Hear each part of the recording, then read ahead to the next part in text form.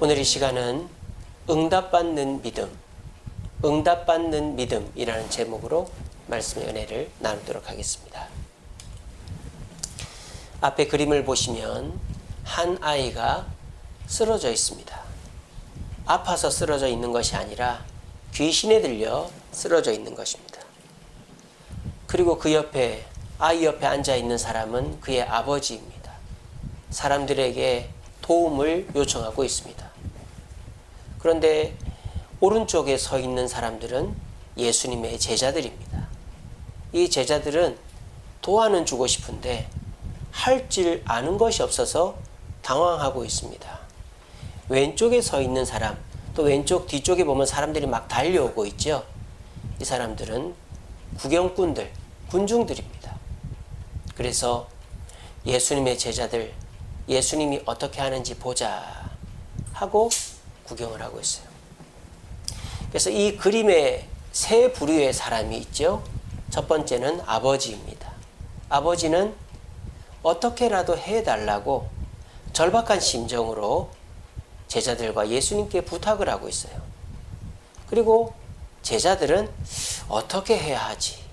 뭘 하기는 해야 될 것 같은데 자기들이 할 수 있는 방법이 없고 해봐도 안 되니까 굉장히 당황하고 있는 것이 제자들입니다. 그리고 옆에 있는 군중들은 어떻게 하나 보자. 진짜 예수님이 이번에도 고치나 보자.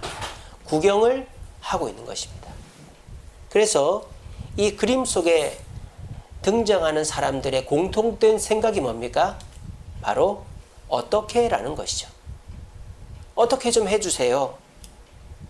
어떻게 하지? 어떻게 되나 보자. 이 그림 속에 나오는 사람들의 머릿속에 공통되게 드는 생각은 어떻게? 그래서 이 사람들은 뭘 원해요? 결과가 나오기를 원하는 거예요. 그러니까 이 아이가 낫든지 안 낫든지 예수님이나 제자들이 거짓말쟁이가 되든지 사기꾼이 되든지 아니면 진짜 메시아가 되든지 이 장면에서 결말이 나기를 원하는 것입니다. 우리 인생에도 뭔가 해답이 주어져야 될 때가 있어요. 물론 해답이라는 게 쉽게 찾아지면 그게 뭐 어렵겠습니까? 해답 찾기가 쉽지가 않죠. 그러니까 해답을 찾기까지 시간이 많이 걸리지만 결국은 해답을 찾아야만 할 때가 옵니다. 예를 들자면 내가 몸이 아프다. 근데 계속 아플 수는 없잖아요. 어디가 아픈지를 알아야 되겠죠. 그 해답을 찾기 위해 뭐 책도 뒤져보고 병원도 가보고 수술도 해보는 거 아니겠어요? 무한정 해답이 없이 기다리면 죽는 거예요. 우리 인생에는 해답이라는 결론이 나야 될 때가 있어요. 그리고 우리 인생에는 결정을 해야 될 때가 있어요. 내가 이 대학을 가나 저 대학을 가나, 내가 뭐 이 회사를 들어가나 저 회사를 들어가나, 내가 이 사람과 결혼하나 저 사람과 결혼하나, 내가 여기 투자해야 되나 말아야 되나, 이 직장 그만둬야 되나, 이런 결정의 때가 필요하단 말이에요. 근데 자꾸 결정을 미루면 어떻게 되죠? 기회를 놓치는 거죠. 결정은 신중해야 되지만 신속해야 됩니다. 또 우리 인생에는 끝이 있습니다. 끝이 없는 인생은 없어요. 우리 인생에는 반드시 끝이 있단 말이에요.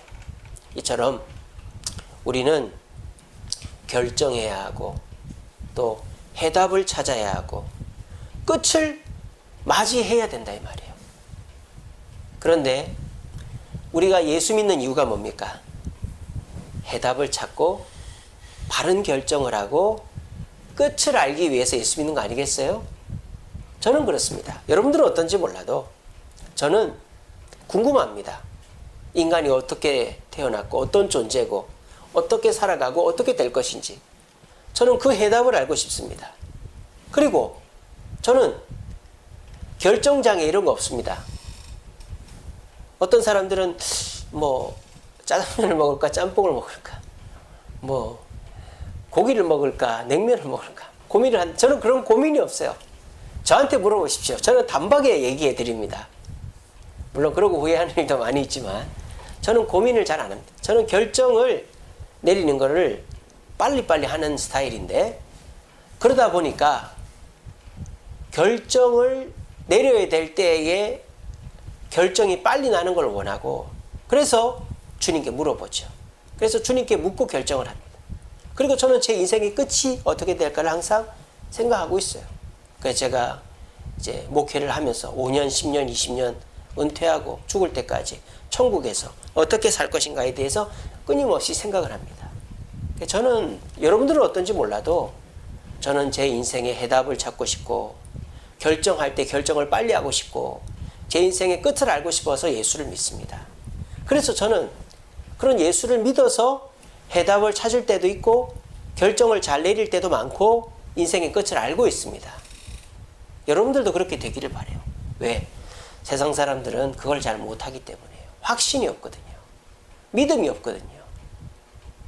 누군가의 말도, 또 대단한 사람의 어떤 견해도 사실 100% 믿을 수는 없잖아요.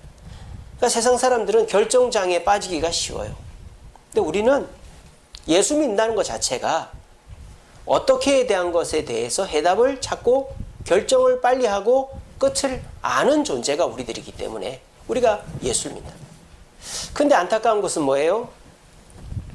우리가 해답을 못 찾고 결정을 못 하고 끝을 모를 때가 있단 말이야. 또 해답이라고 찾았는데 그 해답이 잘못됐거나 결정이 잘못됐거나 끝이 아닐 수가 있어요. 그럼 어떻게 돼요? 나는 예수님 믿고 하나님 말씀 믿고 했는데 이거 안 되네, 이렇게 되는 거죠. 그러면 어떻게 돼요? 예수님이 없나? 하나님이 없나? 이 성경 말씀이 잘못됐나? 이래 되는 거예요. 그래서 우리가 바른 믿음을 가지고 바르게 해답을 찾고 결정을 하고 끝을 알면 되는데, 우리가 그걸 못 찾거나 또는 잘못 찾았을 때에 내 신앙생활에 원망을 하거나 예수님 또는 성경 말씀에 대한 부정으로 이게 전염이 되어버릴 수 있다 이거예요. 그럼 이게 무엇의 문제일까요? 무엇의 문제일까요? 예수님의 문제이거나 성경의 문제가 아니라 우리의 믿음의 문제다라는 거죠. 그게 오늘 성경의 핵심입니다. 오늘 이 아버지가 아들을 고쳤습니까? 못 고쳤습니까? 고쳤습니다. 근데 어렵게 고쳤죠. 한 번에 못 고쳤어요. 왜 그렇습니까? 물론 제자들이 못 고친 것도 있지만 예수님이 오시고도 한 번에 못 고쳤어요. 왜 그랬을까요? 예수님께 문제가 있습니까? 아니죠. 이 아버지의 믿음에 문제가 있었다라는 것입니다. 여러분, 우리는 예수 믿는 사람입니다. 예수 믿는 사람은 베네핏이 있어요. 우리에게는 이득이 있어요. 우리에게는 뭔가 남들이 갖지 못한 그런 장점들이 있어요. 그게 뭡니까? 해답을 내려주시고 결정을 내려주시고 끝을 가르쳐 주시는 분이 계시다라는 거예요. 그분이 누구예요? 하나님이시다라는 거예요. 하나님은 이 성경 말씀을 통해서 우리가 성령의 인도를 받아 성경을 읽으면 성경 속에 해답이 보이고 결정 내릴 수 있는 결정이 보이고 끝이 보이는 거예요.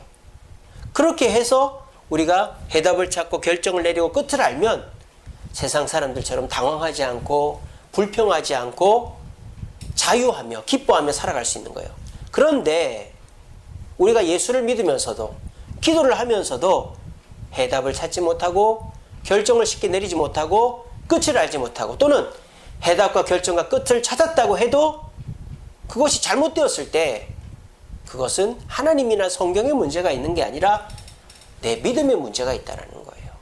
그래서 오늘 이 시간 우리가 응답받는 믿음, 내가 예수 믿는 장점으로 해답, 결정, 끝을 잘 아는, 응답을 빨리 경험하는 것이 예수 믿는 장점인데, 그 장점을 살리지 못하고 있다면 무엇 때문인가? 그걸 오늘 발견하시고 우리 모두 이 해답 없는 코로나 시대, 뭔가 결정하기 힘든 이 코로나 시대에 우리 모두 내 믿음을 점검함으로 이제는 해답을 빨리빨리 찾고 바른 결정을 내리고 끝을 짐작함으로 두려워하지 않고 자유롭고 평안하고 기쁘고 축복된 삶을 살아가는 저와 여러분 되시기를 간절히 바랍니다. 자, 그렇다면 자, 이 믿음의 문제라 그랬죠. 지금 예수님이 문제 있는 것도 아닙니다. 그리고 결국 이 아이는 낳았습니다. 근데 이 아이가 한 번에 낳지 않고 두 번째 낳은 이유는 이 아버지의 믿음의 문제였다라는 거예요. 그러면 이 아버지가 어떤 믿음을 갖고 있었길래 한 번에 못 낳았느냐? 이 아버지의 말을 들어보면 알 수 있어요. 아버지가 뭐랍니까?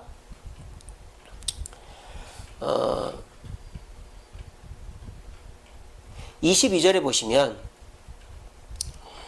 무엇을 하실 수 있거든 우리를 불쌍히 여기사 도와주소서라고 그랬어요. 무엇을 하실 수 있거든. 무엇을 하실 수 있거든. 자, 우리가 이 말을 한국말로 들으면 그냥 애절한 아버지의 말로 뭐라도 좀 해주세요. 이렇게 들리겠죠. 그리고 우리나라 사람들의 뉘앙스에서 좀 도와주세요. 뭐라도 좀 도와주세요. 그 말이 그렇게 부정적으로 들리지 않습니다. 그런데 이걸 영어로 해보면요. 이거는 잘못된 표현이다 이 말이에요. 이렇게. 자, 무엇을 하실 수 있거든. 뭐라도 좀 해주세요. 이걸 영어로 하면 if you can do anything이 되는 거예요. if you can do anything. 자, you can do라는 말은 아무 문제가 없어요. 당신은 할 수 있다가 you can do 아닙니까? You can do. 당신은 할 수 있다. 이 아버지가 예수님께 You can do, sir. 이렇게 했으면 100점. 참된 믿음. 아들은 그냥 나왔어요. 근데 이 영어 문장에 불필요한 단어가 2개가 들어가 있단 말이에요. 이 단어 2개 때문에 이 아버지의 믿음이 문제가 있단 말이에요. 첫 번째는 뭐가 들어가 있어요? if가 들어가 있어요. if가 뭐예요? 만약이잖아요. 만약이라는 말은 어떤 뜻을 갖고 있죠? 안 될 수도 있다. 불가능을 전제하는 말이 if입니다. 그리고 anything이 우리나라 말로 하면 뭐죠? 어떤 것, 무엇, 어떤 것. 그러니까 여러 개, 전부 이런 게 아니라 어떤 것을 말하는 거예요. 어떤 몇 가지를. 그러니까 이 anything은 어떤 것, 이런 전체 중에서 일부를 말하는 거가 되는 거죠. 그런데 영어 표현에서 전체 중에서 일부를 말하는 단어가 2개가 있어요. 하나는 something이 있고 하나는 anything이 있어요. something은 뭐예요? 긍정적인 어떤 것을 말할 때 something이라는 단어를 써요. 근데 부정적인 어떤 것을 말할 때는 anything이라는 말을 쓰는 거예요. 그러니까 지금 이 아버지의 말에는 한 40%, 49%, 8%는 나올 수 있고 50% 이상은 못 낳는다 이런 생각을 갖고 있는 거예요. 부정적인 생각을. 그리고 나머지 50몇 프로는 못 낳는데 40몇 프로 아들이 낳는다면 자기가 생각하는 방법으로 낳을 수 있지 않을까. 자기만의 생각을 갖고 있는 거예요.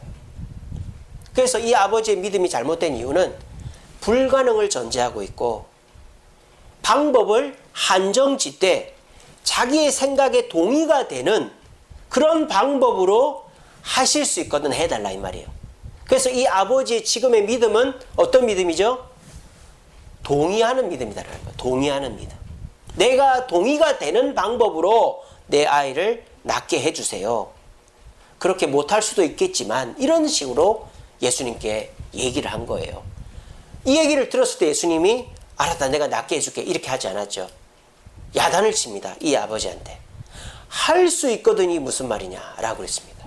자, 이 말의 뜻이 뭡니까? 너의 그 믿음이 잘못됐단 말이죠. 동의가 돼야만 불가능하겠지만 내가 동의가 되는 방법으로 고칠 수 있으면 고쳐줘 보세요. 라는 그런 동의하는 믿음은 네 아들을 살릴 수 없다라고 말하는 거예요. 그리고 예수님이 참된 믿음을 선물로 주시려고 하십니다. 그게 뭡니까? 믿는 자에게는 능치 못함이 없다. 못하는 것이 없다라는 것이죠. 그래서 믿는 자에게는 능치 못함이 없다. 여기서 능치 못할 일이 없다. 이거를 영어로 표현하면 이런 거죠. anything이 아닙니다. anything은 어떤 것, 전체 중에서 부분인데 그것도 부정적인 부분은 anything이라고 한다 그랬죠. 근데 예수님은 anything이 아니라 everything, 모든 것. Everything is possible in Jesus Christ. 예수님 안에서는 모든 것. 믿음 안에서는 예수님을 믿는 믿음 안에서는 모든 것을 할 수 있다라고 이 아버지의 믿음을 고쳐준 거예요. 그랬더니 이 아버지가 뭐라고 합니까? 그냥 고쳐주세요라고 하는 게 아니라, 지금 내 아들이 낫지 못하는 이유가 예수님이 능력이 없거나 지금 아들이 나올 수가 없어서 불가능해서가 아니라 내 믿음이 잘못돼서 못 낫고 있구나 한 걸 깨달은 거예요. 그러니까 이 아버지가 뭐랍니까? 나의 믿음 없음을 도와주소서. 지금 이 장면 속에서 문제가 있는 것은 예수님도 아니고 이 병도 아니고 뭐예요? 믿음이다라는 거예요. 똑같습니다. 저와 여러분들의 지금 이 코로나 상황, 또 가정 경제, 자녀 문제, 우리 건강 문제, 우리의 개인적인 문제의 이 속에서 문제는 뭐냐? 코로나가 아니다 이 말이에요. 내 직장이 아니다 말이에요. 내 사업이 아니다 말이에요. 내가 겪고 있는 어려움이 아니다 이 말이에요. 진짜 문제는 뭐다? 믿음이다 이 말이에요. 하나님도 문제가 아닙니다. 하나님은 우리를 사랑하시고 전지전능하시기 때문에 우리의 문제를 해결하실 수 있습니다. 그리고 코로나도 문제가 안 됩니다. 하나님이 코로나 해결 못하겠습니까? 우리의 물질적인 문제, 건강의 문제, 우리 환경의 문제가 아닙니다. 자, 보세요. 하나님, 문제, 믿음, 이 세 개 축이 있는데 지금 이 세 개 축에서 우리는 뭐가 문제다? 이 환경이 문제다 생각하는 거예요. 그래서 하나님께 뭐라고 합니까? 환경을 고쳐달라고 막 기도하는 거예요. 하나님, 환경을 고쳐주세요. 코로나가 물러가게 하세요. 직장이 어렵지 않게 하세요. 우리 아이들, 또 내 건강, 내 사업장 잘 되게 하세요. 막 한단 말이에요. 근데 이 환경이 안 고쳐져. 그러니까 사람들이 어떻게 생각해요? 내 믿음에 문제가 있다고 생각하지 않고 여기다가 하나님이 문제가 있다. 하나님이 안 도와주거나 없다. 그렇게 생각해서 교회를 안 나고 다른 방법을 찾고 이렇게 해버린단 말이에요. 그런데 지금 이 예수님께서 귀신 들린 아이를 고쳐주는 장면을 딱 보면 예수님도 문제가 없어요. 이 아이도 고칠 수 있어요. 근데 예수님이 이 아이를 고쳐주지 않는 이유가 뭐예요? 이 아버지의 믿음에 문제가 있었단 말이에요. 이 아버지의 믿음이 뭐다? If you can do anything. If 불가능을 전제했고 anything. 내가 동의할 수 있는 특정한 방법으로 고쳐달라는 동의하는 믿음이었기 때문에 예수님이 이 아버지한테 능치 못함이 무슨 말이냐? 할 수 있거든이 무슨 말이냐? 그렇게 얘기한 거예요. 그랬더니 이 아버지가 캐치를 한 거죠. 그렇구나. 내 믿음에 문제가 있구나 하면서 자기 믿음을 고쳐달라고 했더니 어떻게 됐습니까? 예수님이 이 아버지의 믿음을 고쳐줘서 예수님도 믿음도 아버지도 다 되니까 중간에 있는 애가 딱 살아난 거예요. 고쳐진 거예요. 우리의 문제도 마찬가지다라는 것입니다.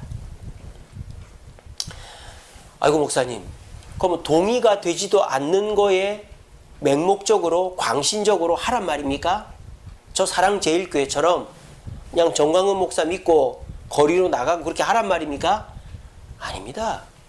여러분, 만약에 내 양심에 위배된 것을 교회가 요구한다. 또는 내 이성적 판단과 다른 것을 목사가 요구한다. 그 교회 나가지 마십시오. 그 목사 따르지 마십시오. 교회는 양심에 기초하여 운영됩니다.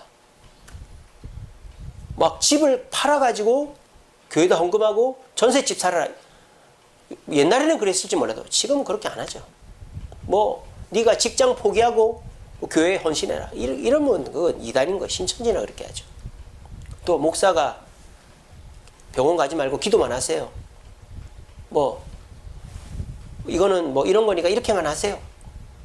그럼 비이성적인 방법으로 성도를 가르친다. 그 교회 가지 마십시오. 우리의 신앙의 출발은 동의가 맞습니다. 동의가 돼야죠. 내가 예수를 믿고 싶고 성경을 믿고 싶고 천국에 가고 싶고 그런 동의가 있어야 될 거 아니에요. 그런 동의가 있는 상태에서 기도하며 믿음을 선물로 주는 거죠. 그리고 처음에는요, 동의가 돼야 하는 거예요.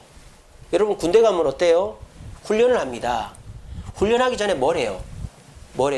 항상 조교와 프로를 합니다. 조교와 프로. 그러니까 이렇게 군인들 앉혀놓고 자 사격해봐. 안 해요. 어떻게 하는지도 모르고 이게 안전한지 모르잖아요.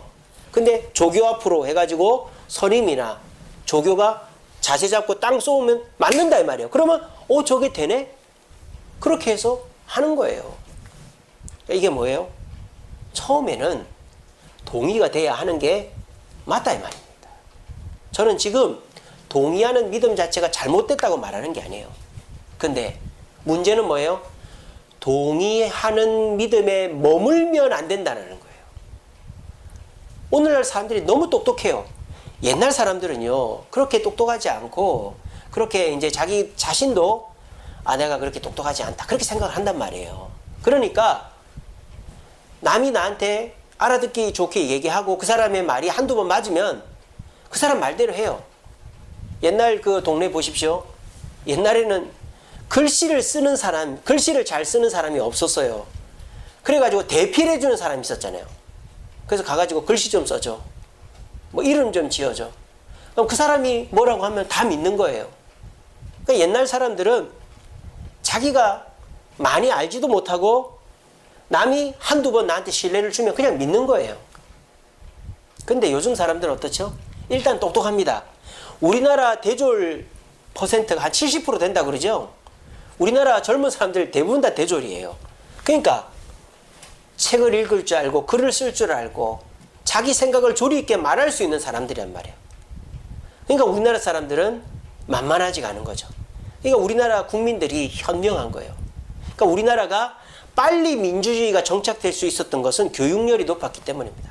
우리나라 민주화가 될 수 있었던 이유는 교육열이 높았기 때문이에요. 그래서 우리나라 사람들이 나쁜 놈들, 그 정치인들이 자기들끼리 막 해먹어도 모를 것 같죠? 다 압니다. 우리나라 사람들 얼마나 똑똑한지 몰라요. 다 압니다. 그래서 선거 때만 되면 딱딱 심판하는 거예요. 그러니까 사람들이 똑똑해졌단 말이에요. 그러니까 웬만해가지고는 동의를 안 합니다. 그러니까 요즘은 똑똑해지니까 사람들이, 자 보세요. 그냥 이제 자기가 어느 정도 똑똑하면 되는데, 옛날 사람들은 덜 똑똑하니까 맹신, 광신에 빠졌어요, 옛날에. 그래서 옛날에 무슨 뭐 천부교다, 안식교다, 뭐 여호와 증인이다, 뭐 신천지다, 뭐 통일교다, 그래 이단에 많이 빠졌잖아요. 덜 똑똑하니까. 근데 요즘은 많이 똑똑하단 말이에요, 사람들이. 그러니까 뭐에 빠지는 줄 아세요? 음모론에 빠져요. 음모론에. 이게 무슨 말이에요? 저 사람의 말은 틀렸다. 그걸 전제하는 거예요. 왜? 내가 똑똑하니까. 내가 저 사람 말 못 믿겠어. 근데 누군가가 솔깃하게 몇 가지 얘기를 해주면서 이게 맞을 거야 하면 자기 생각과 딱 맞아떨어지면 그 음모론에 쏙 빠지는 거예요. 근데 재밌는 건 뭔지 아세요? 광신, 맹신이나 음모론이나 다 신비주의라는 거예요. 다.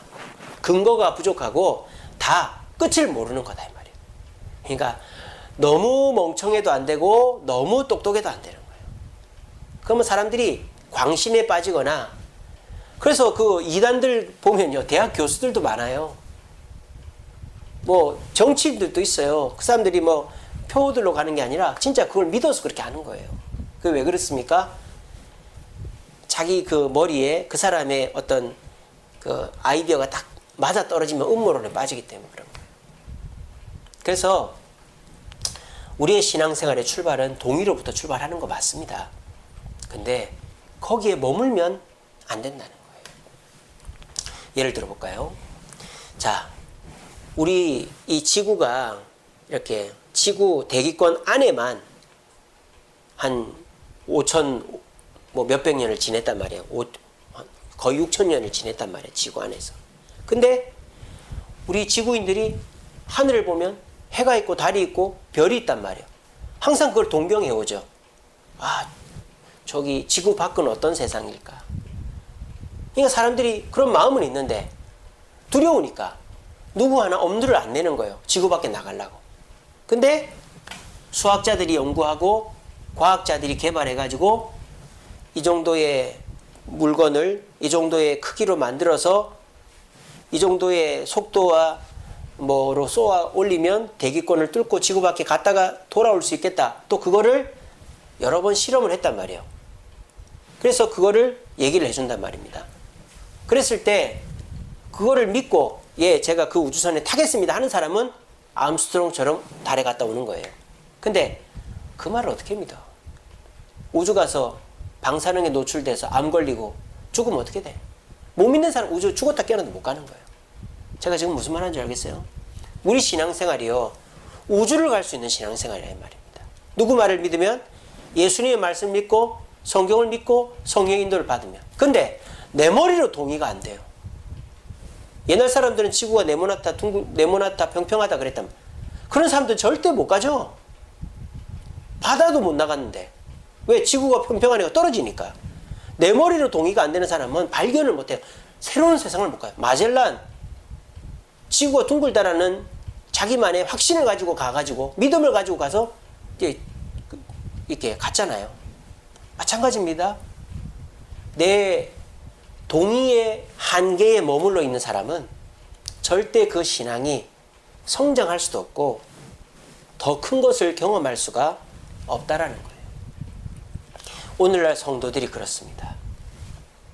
내가 정해놓은 수준에서 예수를 믿는 거예요. 그래서 내가 우리 가정의 평화를 위해서, 내 마음의 평안을 위해서 교회를 간다.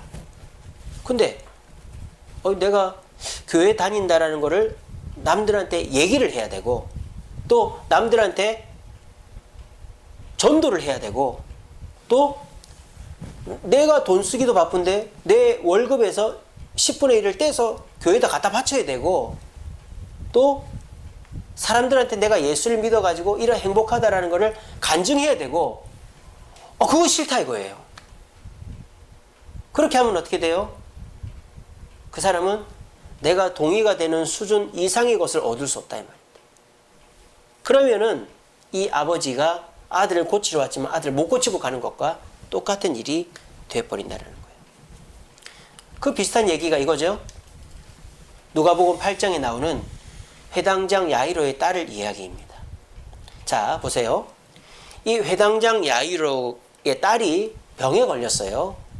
그때 이 야이로가 어떤 믿음이 있었느냐? 예수라는 분이 사람을 고칠 수 있다더라. 그런 믿음이 있었어요. 자, 이거는 동의하는 믿음이죠. 왜? 예수님이 그전에도 사람을 많이 고쳤으니까. 고치는 것은 할 수 있겠다라고 생각을 한 거예요. 그리고 이 아버지가 예수님께 와서 내 딸을 고쳐달라고 그랬어요. 근데 예수님이 가는데 사람이 너무 많으니까 빨리 못 가는 거예요. 그런데 가다가 어떤 일이 일어납니까? 군중들 속에서 어떤 여자가 예수님의 옷자락을 만져버리죠. 그때 예수님이 누가 내 옷자락을 만졌니? 했더니 혈류병 걸린 여인이 제가 만졌어요. 그 여인의 그 10수년을 고생했던 그 하혈이 나았다 이 말이에요. 그거를 누가 봤어요? 야이로가 봤다 이 말이에요. 그러면서 예수님은 의사도 10년 넘게 고생한 병도 고치시네. 내가 생각한 것보다 더 대단한 분인걸? 이걸 한번 딱 깨달은 거예요. 근데 문제가 생겼죠. 집에 딱 와보니까 어떻게 됐어요? 딸이 죽어버린 거예요. 이 아버지의 동의하는 믿음은 어디까지예요? 딸이 죽는 게 전제가 안 돼 있는 거예요. 딸이 안 죽어야 돼요. 딸이 병들은 상태면 예수님 고칠 수 있지만 죽으면 자기도 장담 못한다. 아니나 다를까 그 집안에 있는 사람들이 다 예수님 비난합니다. 이미 죽었는데 무슨 소용이냐, 가라. 근데 예수님이 어떻게 합니까? 그 야이로의 부모와 제자만 남겨놓고 다 내보냅니다. 그리고 달리다굼, 소녀여 일어나라, 일어납니다. 자, 여기에서 문제는 뭐죠? 예수님이 문제가 아닙니다.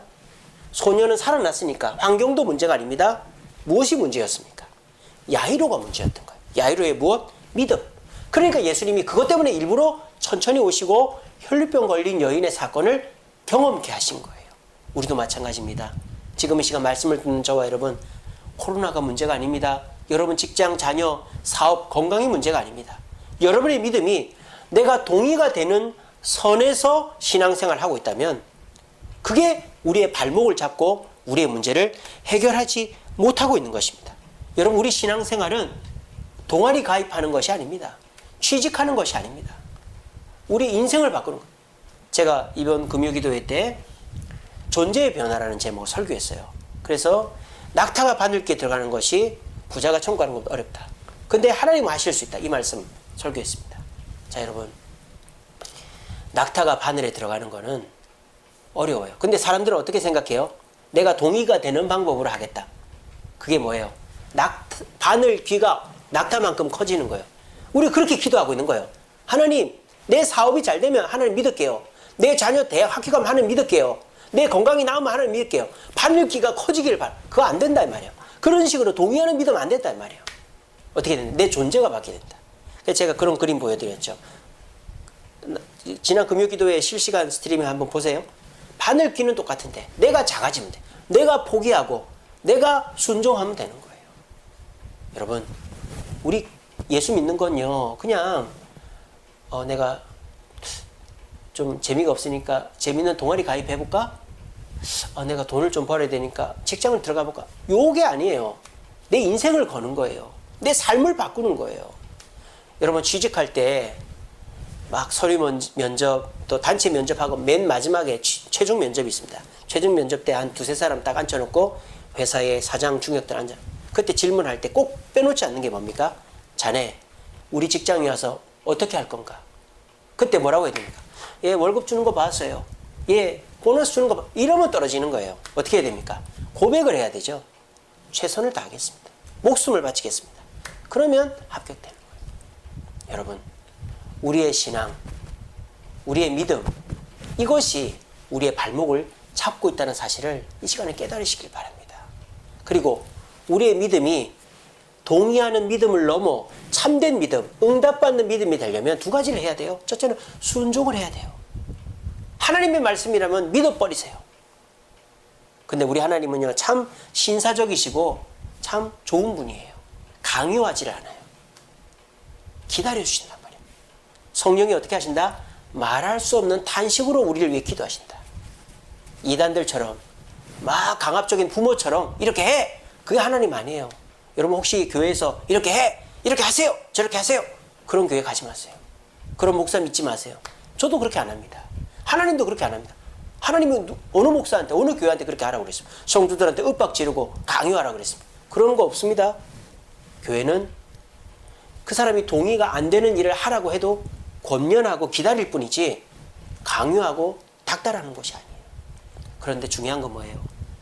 하나님을 믿고 교회를 믿고 목사를 믿고 그 권면에 순종하면 그 사람은 동의하는 믿음이 아니라 응답받는 믿음으로 자신의 환경의 문제를 해결할 수 있다는 것입니다.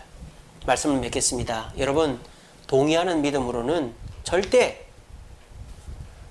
내가 기대하는 것 이상을 얻을 수가 없어요.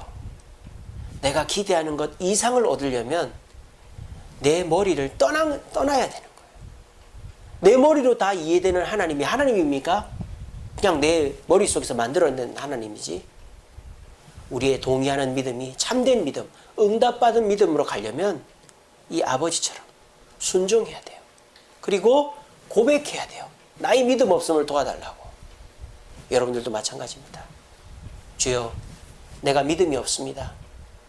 내가 지금까지는 내 머릿속으로 이해되고 내가 동의되는 대로만 신앙생활을 했습니다.